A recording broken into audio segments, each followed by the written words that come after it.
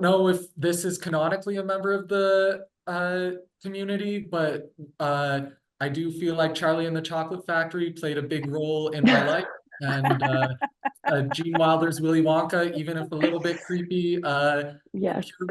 it taught me imagination is very important. So Love it. I love it. That's lovely.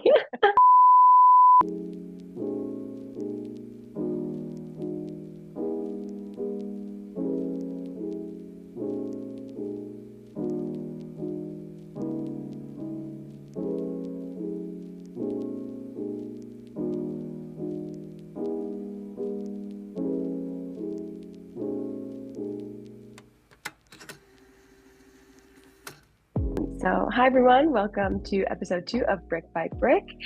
Today I'm here with Nate and Emily for our Pride Month segment of Brick by Brick.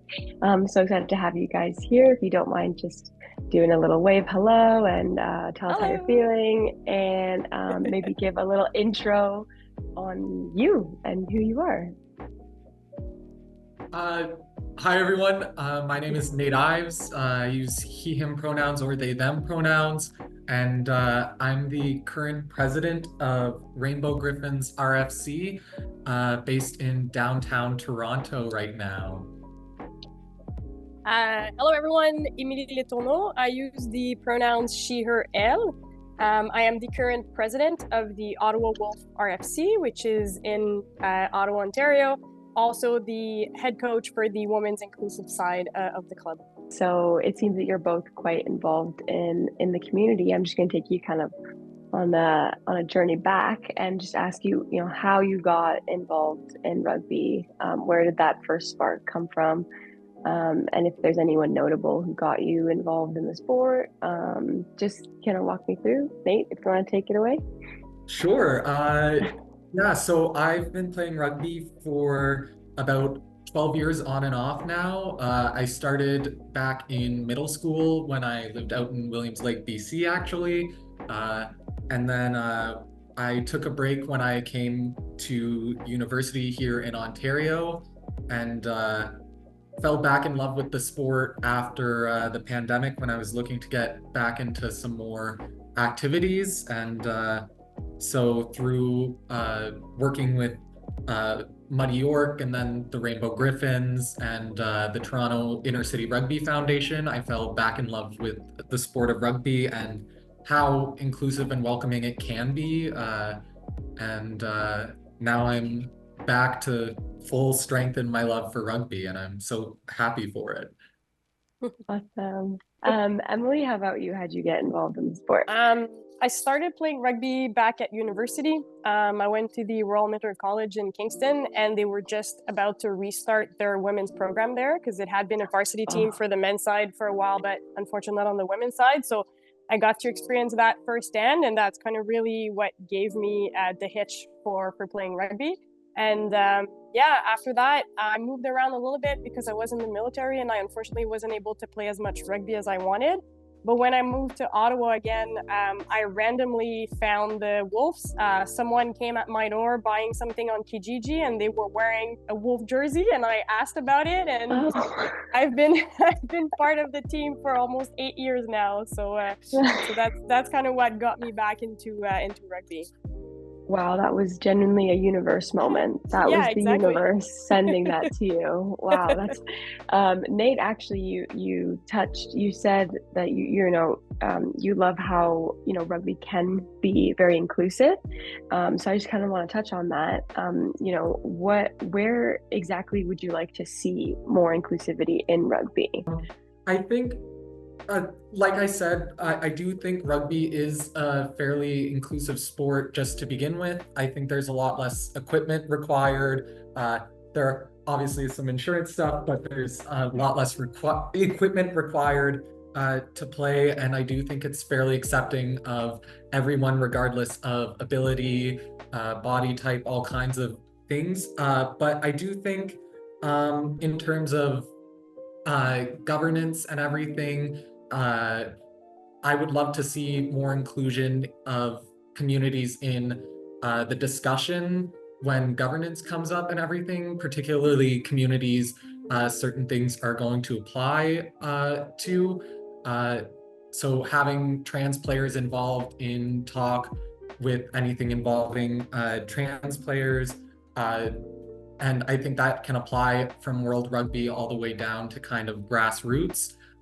Also, I think match officials, I would love to see getting more match officials in general, something I hope to do soon, but making sure we have match officials that are able to work with everyone on the field. And yeah, I hope that's a clear enough answer. But that's kind of what comes to mind right now. Okay, Emilie, any thoughts? Yeah, I agree with everything Nate was just saying. I think if I can maybe take it one level up, I think it's just visibility of inclusivity, all the way from club to even like national level. I think a lot of people are inclusive, want to be inclusive. Some people are doing some things to be more inclusive, but it's not necessarily something that is visible when you're on the outside. And it is hard for two LGBTQ plus folks to see that and try to want to pick and choose a club. Ultimately, we want everybody to be able to pick the club they want and not necessarily pick the club that has a pride flag on their webpage, because they are the queer team of the town and they feel obligated to go to that team. People should be able to pick whatever club they want to. But for that to happen, it needs to be visible and people need to know that they are welcome in all of these different clubs. Oh, absolutely. That's actually a great point. You know, on the topic of inclusivity, how do you think that your identity influences the way that you lead, either if you're a coach or a leader?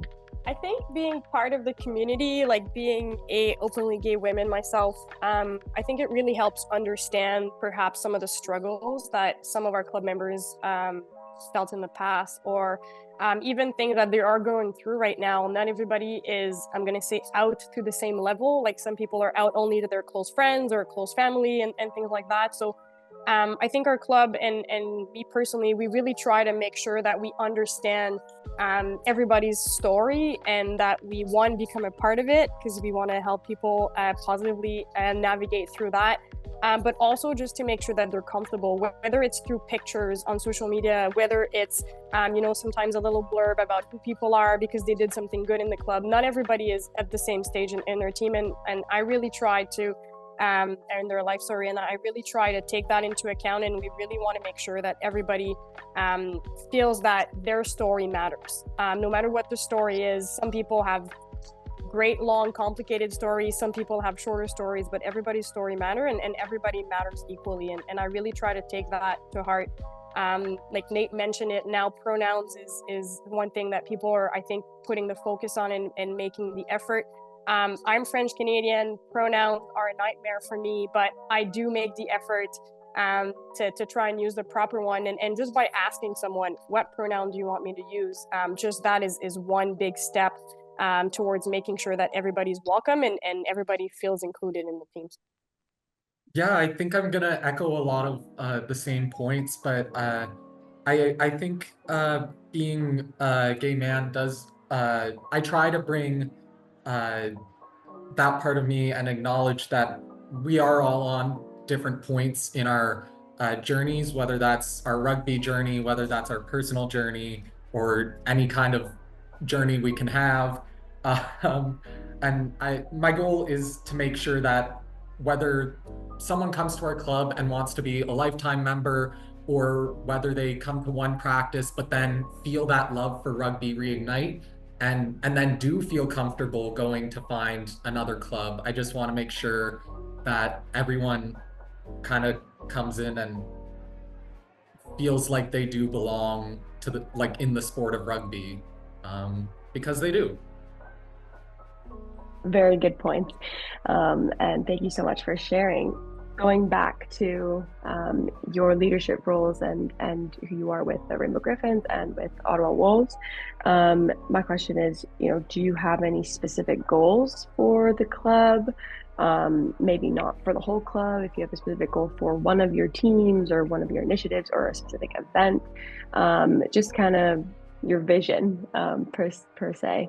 Any dreams that you'd like to see follow through in your position? I think for me is just to continue to grow as a club. The Ottawa Wolf is still fairly new. Like it's like still like we keep expanding, we keep growing. Here in the Ottawa region, I'm gonna say, be lucky enough that the pandemic did not affect us too much when it comes to participation and retention of our members. Um, some other clubs we definitely see it. So I think it's just continue to grow, continue to relay the message of rugby and how good of a sport it is. Like you said, it's inclusive, just body type wise or body shape wise. It is inclusive for everybody. Obviously, being part of the community and being one of the strongest advocate here in Ottawa of that also is just trying to relay our message and continue to grow. One, to get more folks into rugby, but also just spreading the message that sports is really for everyone. Awesome. Nate? Yeah, I think all of that is a great way of putting it. I think a personal club goal is to have a team at the next Bingham Cup, but also the Griffins would love to host a tournament at some point that is kind of about more about the community of rugby in general and all those amazing people you do get to meet through the sport. We'd love to host a tournament where it's less about what team you're with and more about coming and getting to meet all these new players and everything. Don't quite have any details, but I would love to see. But it's always great to dream and dream big. So I think this is such great goals for both of you, and I do see that as a genuinely attainable. Seeing in how things are, the direction that everything's moving in. I feel like those are both very, very attainable goals.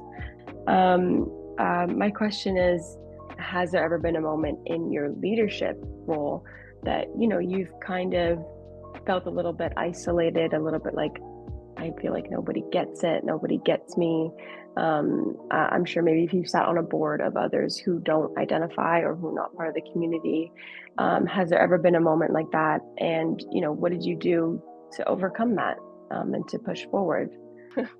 I can start out. I don't know if I have any in leadership specific moments. I think there are a lot of little moments that occasionally pop up, sometimes even not intentional.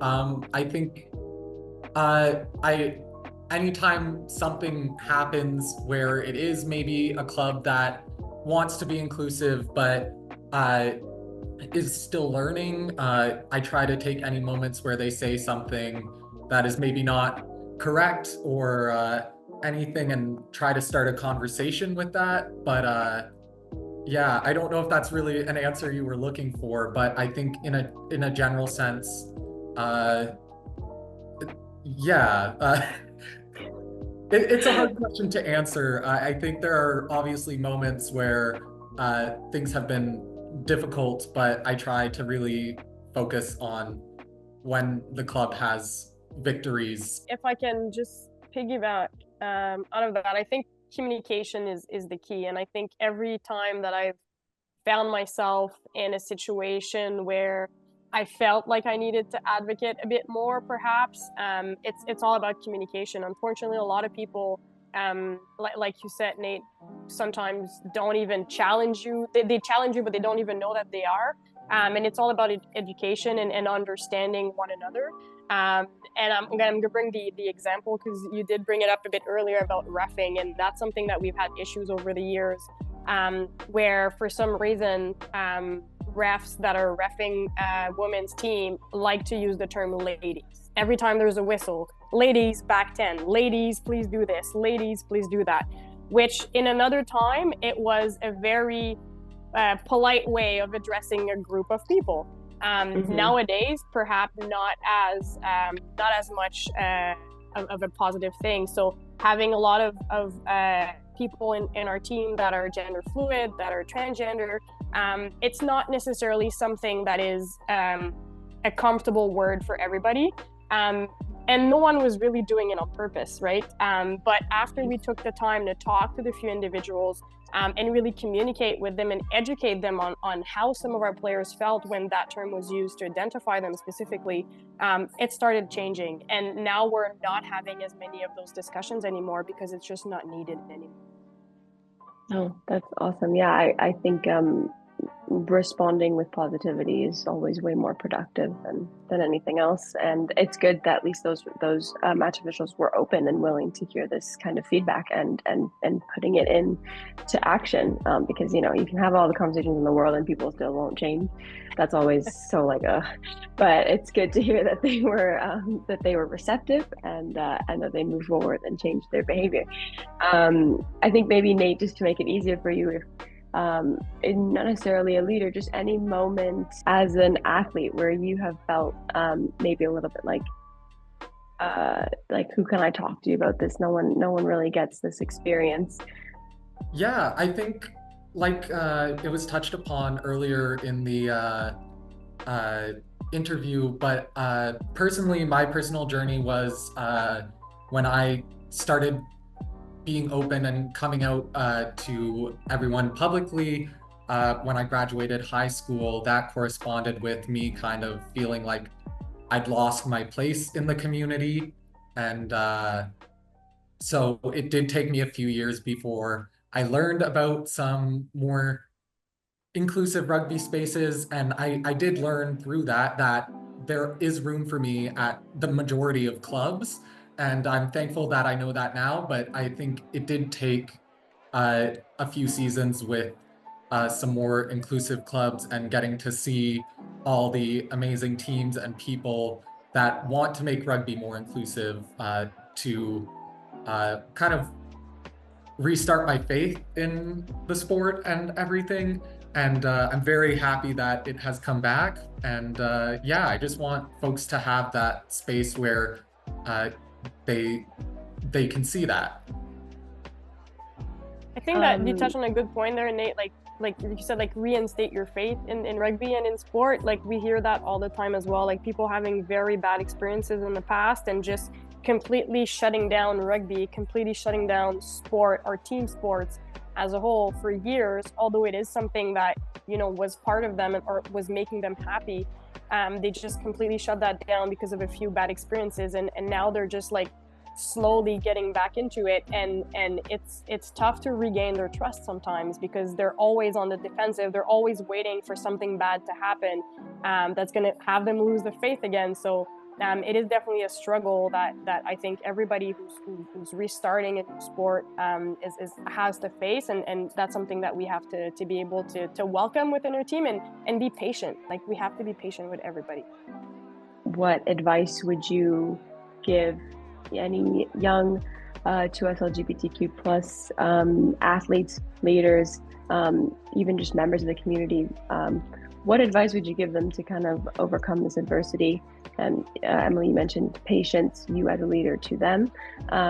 But, or even if you could talk to yourself 5 years ago, 10 years ago, what would you say to your younger self and overcoming these things based on how you've seen things go?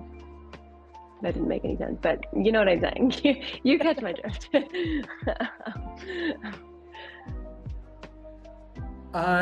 Personally, I would say in the sports world, keep playing. There is absolutely a sport for you, whether that's in and a place for you in sport, whether that's in rugby or any other sport.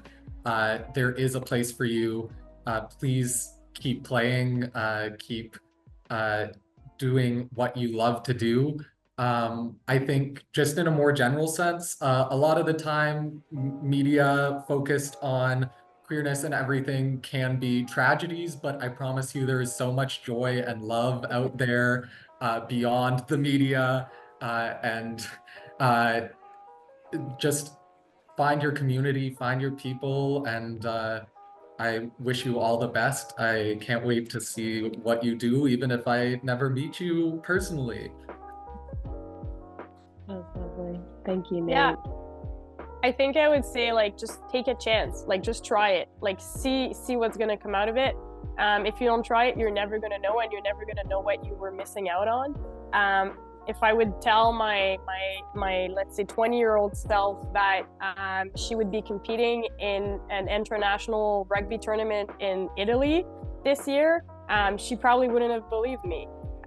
So I think it's just about taking that leap of faith and just little kick in the butt, just go one practice. It doesn't, you're not signing a contract, you're not signing your life away. Just go meet the people, just go to one practice, see what rugby is all about, see what your local club is all about. And who knows, maybe you're going to find yourself 10 years later president or coach of a club and still enjoying every single day of it. Awesome. Actually, going back to Nate, what you mentioned about, in the media, there's often tragedy, and that's not the case. We're kind of it's both, right? But that you're right. It's important to focus on the positives, and there's so much joy in the community. This might be a big question, but obviously it's Pride Month, and Pride is a protest. Oftentimes the conversation around Pride is always, look how much they suffered, look how much, which is true, but also look how far, we've come. And I think that is probably the most important thing to touch on, is how far we've come and how much further we can keep going. We can keep taking it, right? So I think maybe to you, what does Pride mean to you? What does this month, which should be the whole year for everybody, every day, 365. What does it mean to you? What's the importance to you? And that this is outside of your rugby involvement. I do think Pride is it is a year-round thing. I think everything I'm going to mention should be stuff everyone is trying to do year-round, but I think obviously we do get a bit more of a spotlight in the month of June with a lot of folks. So I would say Pride is a time to celebrate identity and all of that, but I think it is also a time to look back on the history of the world uh, and pride and everything. And I think it's also a time where, like I said, should be year round, but where we are advocating and making sure that we're still trying to overcome any issues we still are facing and make sure everyone is comfortable, is allowed to be who they are. Maybe I'll add, it was a great answer, Nate, so don't feel bad. Maybe I'll add, because I mentioned already, but I think it's also about awareness, visibility, and education as well. A lot of people are not going to make the effort to educate themselves or to even think about it because it's not necessarily part of their bubble or their close circle. Having Pride Month, Pride Week, Pride events in the community, Pride events at work, it's a time also to get visibility and for people that may not be as inclined to have an open mind and to welcome Pride and 2S LGBTQ plus folks into their lives. It's right there in their face. Like at some point, you can only walk by it and not look at it so many times, right? So I think it also brings that. So yes, it's a celebration. Yes, it's being proud and loud. But I think it's also giving that visibility aspect so that people that are not as educated or well versed on the topic, that they get a little bit of it and it can hopefully help change their mind to be a bit more open to it. Speaking of that visibility and openness and people just wanting to commit to this inclusivity,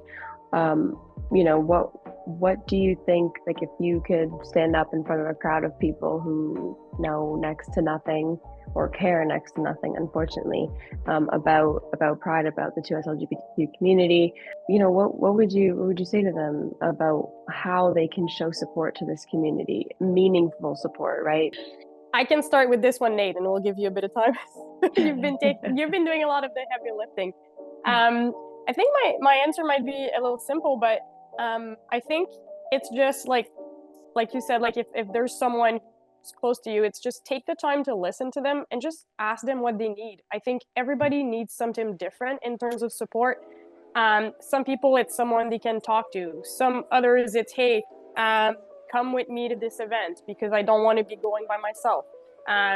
So I think everybody is a bit different. So I think it's listen to the people around you that are part of the community. Hear their story, don't judge, let them be who they are, and ask them what they need from you. And I think that's right there is going to make a big difference overall if every person is actually taking the time to hear everybody out, and really asking them what everybody needs. Like you said, having a rainbow sticker on your water bottle is not doing anything for me, really.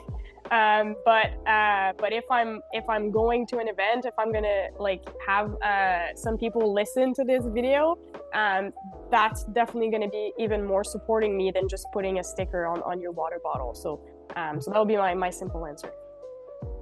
Not simple at all. Not simple at all. I think really hit it on the nose there. Nate? I think that's an amazing answer. I think asking whoever you are talking to what they need is always acknowledging that everyone is different. If it's someone you're close to and you are maybe like, they've just informed me of this, I don't know how to connect with them. They're the same person you knew before you knew that information. They're, nothing has changed. They've always been that person. So um, like you can still connect with them the exact same way you had connected before. But if it's if you are a complete stranger, I think there's lots of great resources. The internet is a wonder. And I think there are lots of great podcasts, books, so many ways to learn about things from members of the community. And I think take a chance on some of those, go beyond some of the mainstream stuff, because I promise you there's lots out there. Has there been a moment for the 2S LGBTQ community that has happened in rugby that has made you so proud? That you've been like, oh, you know, like when you look around, you're like, we made it, we did it, we're getting there, making progress. Has there been anything like that as of recent? And it doesn't have to be in your community, it can even be world rugby level type. But any thoughts? Yeah, maybe at a rugby level, obviously the Bingham Cup, being the only Canadian team who brings both a men and women inclusive team to those international tournaments is definitely something that we are very proud of. And I'm really proud of as the women inclusive coach. Maybe at a community level, it's that people are now thinking about us. We've been invited over the last year to participate in some pride activities, and that's something that the club hadn't done before. The Ottawa Senators, as part of their Pride Night, invited us to have a booth on the concourse, and we met a ton of people there. Same thing, PWHL Pride Night, we were also asked to have a booth there, and we also did a bit of touch rugby or flag rugby before the game at the TD Stadium. So those are types of activities that weren't necessarily an option for us before, for a little bit of recruitment, but mainly for visibility within the Ottawa region. And I think that's something that, as a club president, I was really proud of, because now we're getting the phone call. People want us to be at their events. People want us to showcase what rugby is all about, and what inclusive sport is all about. And that's definitely something that I'm proud of. I think getting invited to, or getting to do Pride every year is always a highlight, and getting to see members of the club, their faces when we get to talk to so many people who are interested at the street fair or the parade, getting to toss the ball back and forth with people as we walk down the parade route and do lineouts is always fun, and seeing everyone's faces when we do that. But also getting invited to things like getting to talk with other queer sports teams all around the city, the province, the country, and beyond, and seeing that there's this growing community outside of rugby even, and that we are all just working towards the same goal at the end. And I think it's always great to have those conversations and see that. 100%. Yeah. That's great. Yeah, there's so many moments to be proud of. Nate, you mentioned that rugby is an inclusive sport, and just its DNA is inclusive. What kind of values can we take from the game itself and kind of translate to this inclusive movement as a whole? I think rugby does have a sense of respect built into the game. I think it's just taking that respect on the pitch and applying it off the pitch to everyone. And I think as rugby gets more inclusive for everyone and we see more representation for all communities, not just to us LGBTQ communities, I think as we see that, hopefully players that may not be a part of any of those communities can take that respect on the pitch and apply it off the pitch to everyone. Emilie, anything? Maybe I'll jump on teamwork. Respect was good. I didn't think of that.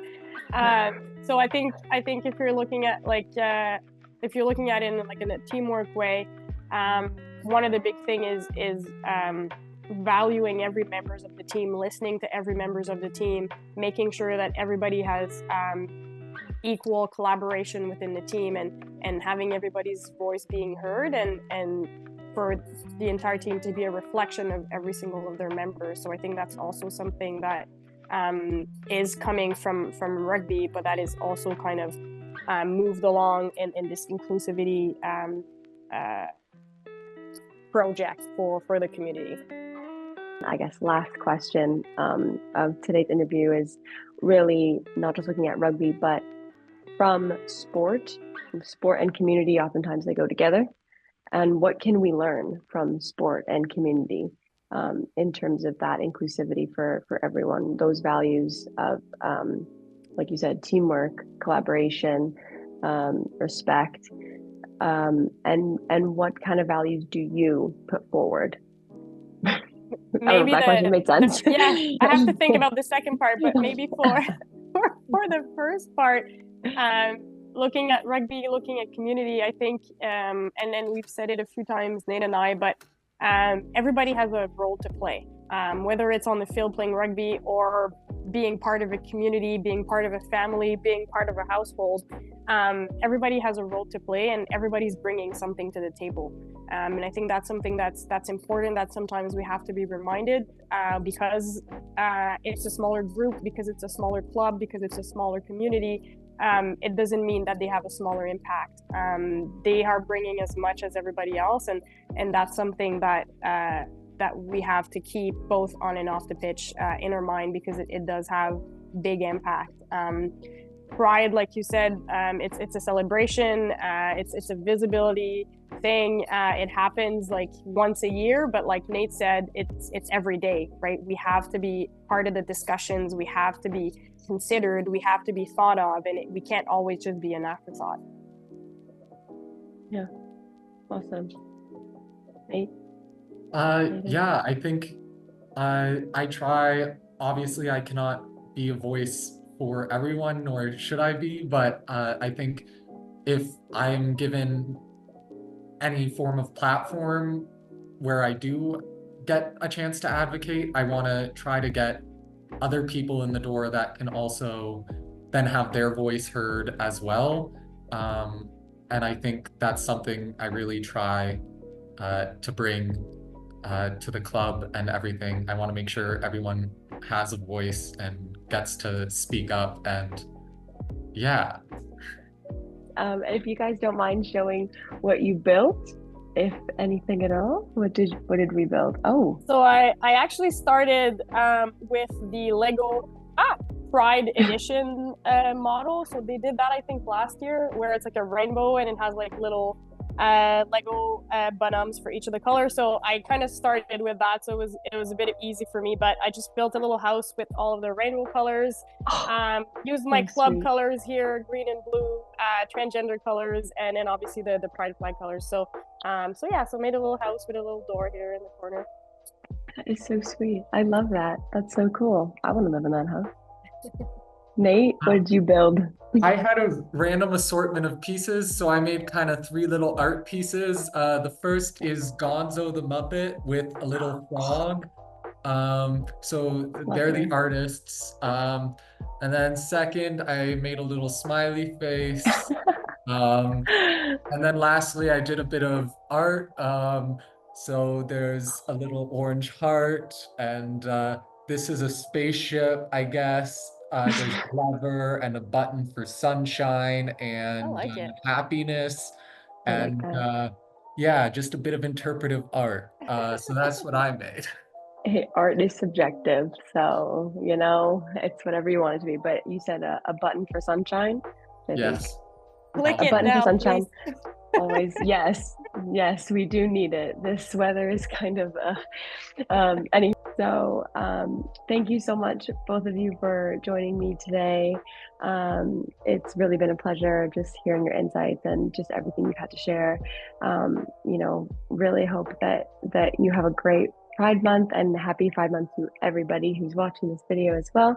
And please do make sure to check out the Ottawa Wolves and the Rainbow Griffins for any of their events, initiatives, games. They're both exceptional clubs to check out, so highly recommend. And thank you, Emilie and Nate. And we'll just give a little wave goodbye to both of you.